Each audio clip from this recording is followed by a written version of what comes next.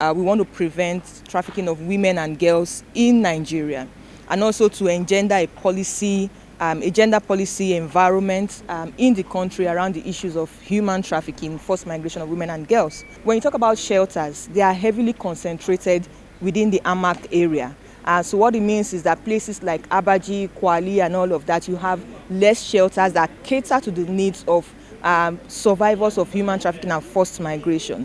There's also the issue of gender disaggregated data. So people just come in and they are just documented. You don't have that consciousness to say, okay, how many men are coming in, how many women are coming in. Although some shelters are still trying to play some roles by providing some minimum basics for women who are trafficked and have been brought back and all that. But overall, there's that gap that is showing that we need to do more, both for the private providers and also to government entities. Clearly, again, there's a need for coordination.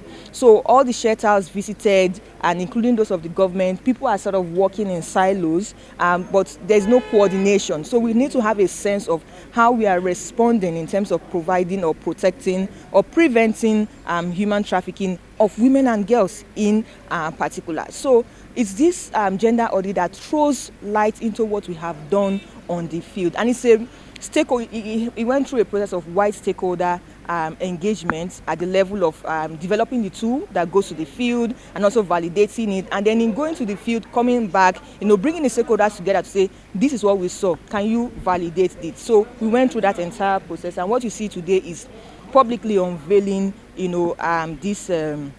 this report. So in going forward, one of the suggestions is that the national referral mechanism, it's a very important document. We need to constantly refer to what that document says on how, when survivors come into our shelters, what do we need to do? You understand? Let's not just come with this approach of each organization or each shelter just doing their own thing. There are minimum standards that we need to adhere with. So this piece of research is throwing more light into the entire debate of greater protection of women and girls and providing gender sensitive services to these persons. And when we talk about gender, although this project is biased towards women, but we're also conscious of the needs of both men and boys, as it were.